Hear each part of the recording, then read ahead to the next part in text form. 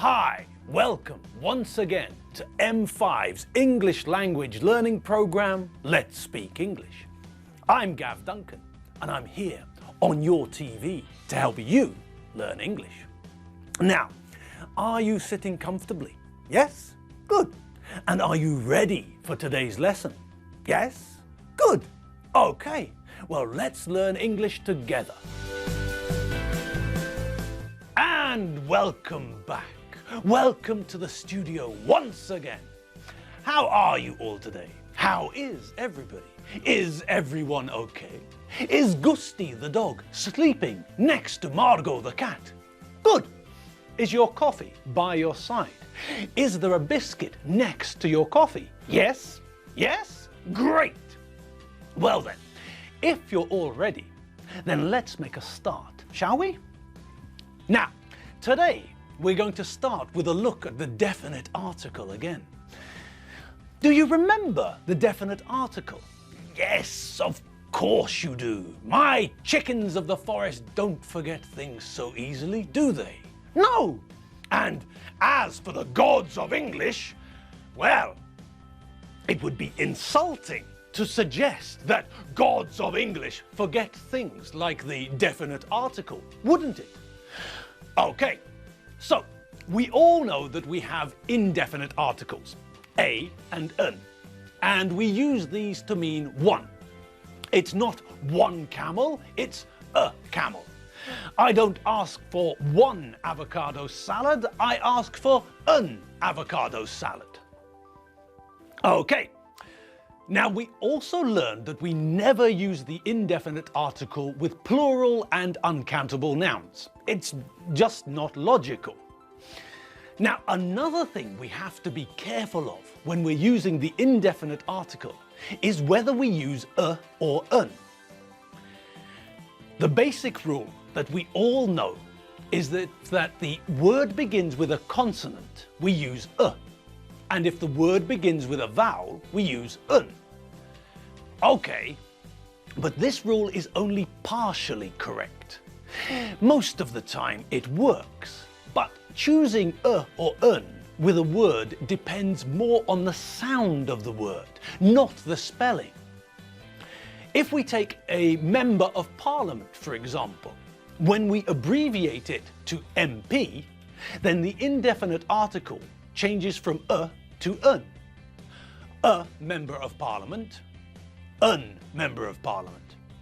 An MP, a MP.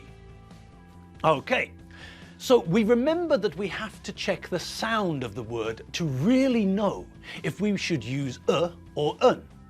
Okay, now what do you remember about the definite article?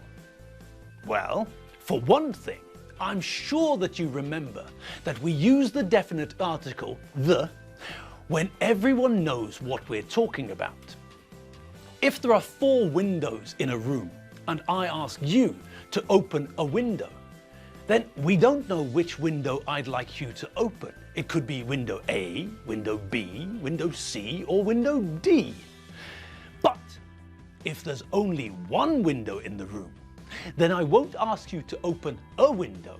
I'll ask you to open the window. There is only one, so that must be the window I'm talking about. We all know which window. When we start telling someone something, it's quite possible that we use the indefinite article. The person we're speaking to doesn't know what we're talking about. But as we continue to tell them things, we switch to using the definite article because now they know what we're talking about. She's got 3 children, a boy and 2 girls. The son is at university, but the girls are still at school. So, do you see? In that sentence, when I started telling you about the children, I used the indefinite article. But when I continued telling you about where the children were studying, I used the definite article because now it's clear who I'm talking about. We also use the definite article with things that are unique, when there is only one of them. for example. But this is easy to remember because if we're talking about something being unique, then we use a superlative adjective.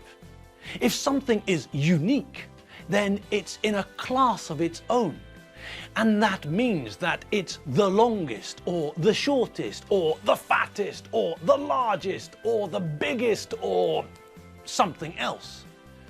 But when we make the superlative form of an adjective, we remember that for short adjectives, the form is the plus adjective plus est, for example. Okay.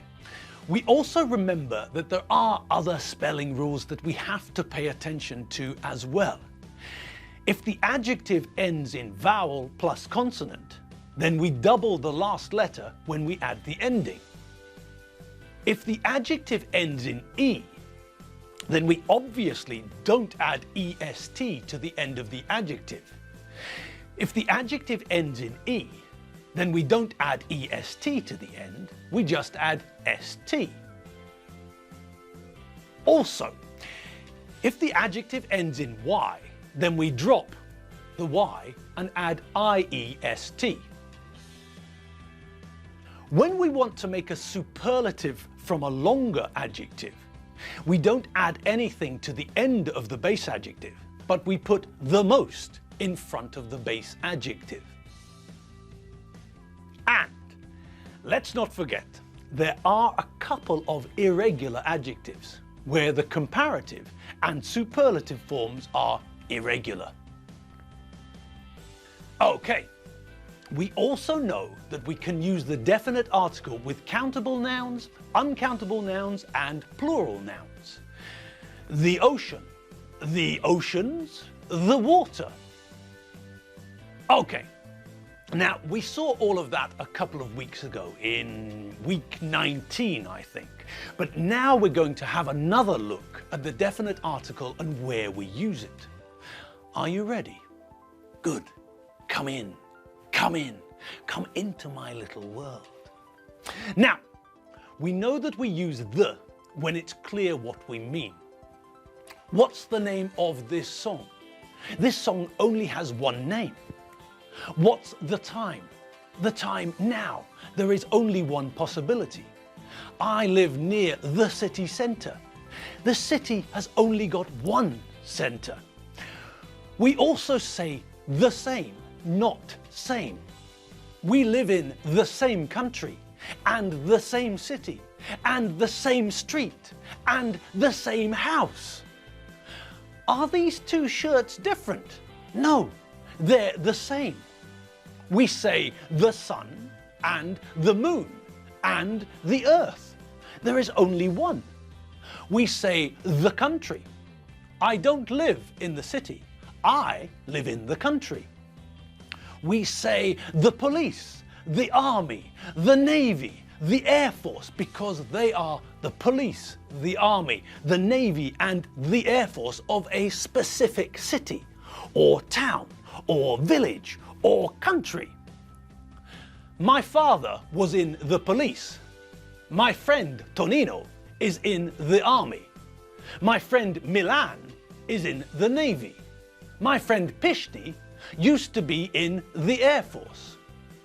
And if you think back, a long way back to week 9, then you might remember that we use the definite article with the top, the bottom, the middle, the start, the end, the left, and the right.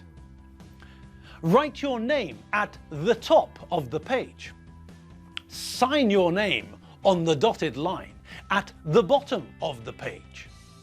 The table is in the middle of the kitchen.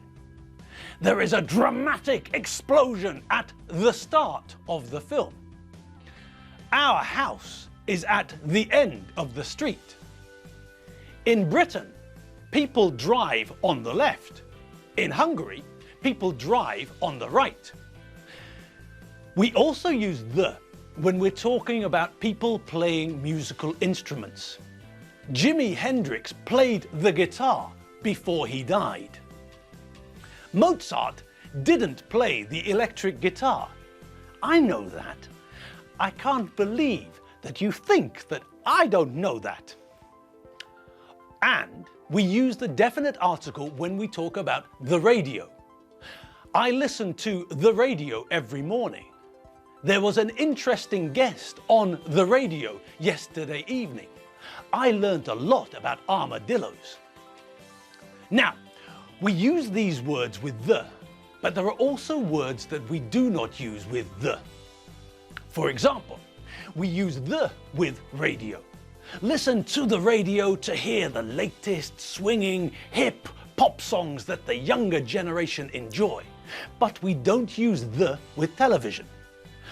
I listen to the news on the radio every morning. I watch the news on television every morning. What time is that armadillo man on the radio this evening? What time is that bizarre Turkish soap opera on television? But we do sometimes use the with television when we all know which television we're talking about. Can you turn the television off when you go to bed? Here, we're using the definite article because we're talking about the television in the room. There is only one. We're talking about the television in the room which is on now. We're not talking about television in general. Another place where we don't use the definite article is with meals. We say breakfast, lunch, and dinner, not the breakfast, the lunch, and the dinner. What did you have for the breakfast this morning? What did you have for breakfast this morning? I had a boiled pig and 3 grilled armadillos for the breakfast this morning. I had 3 roast crocodile feet and 1 kilogram of boiled armadillo toes for breakfast this morning. The dinner's ready. Everybody come and eat while the armadillo sweetbreads are hot. Dinner's ready.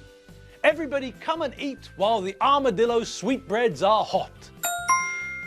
And finally, one very important area where we don't use the definite article, with next and last week, month, year and season. Alfredo's not working the next week.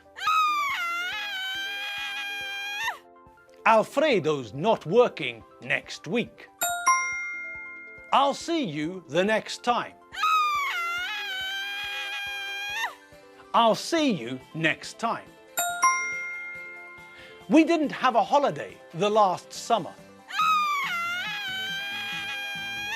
We didn't have a holiday last summer. Boja Geza went skiing the last winter. Boja Geza went skiing last winter. All right, so there are a few examples of where we do and don't use the definite article. But now, well, we'll have to wait until tomorrow to practice using it because we've run out of time. Yes, it's true, my chickens of the forest. We've run out of time. The lesson has reached its conclusion. The sands of time have run out for us today. Old Father Time has called time on our lesson for today. We're out of time. Our 15 minutes is up. So, I'll see you all next lesson. I won't see you the next lesson. I'll see you next lesson. Okay, now you all know what to do if you feel the need for more English, don't you? That's right. Head on over to the internet. Look for www.m5tv.hu.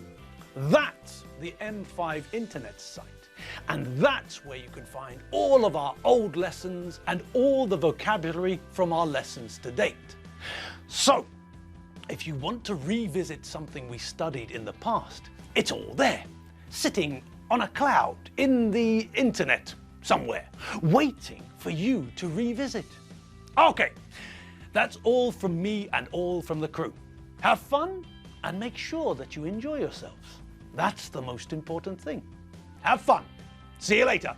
Bye.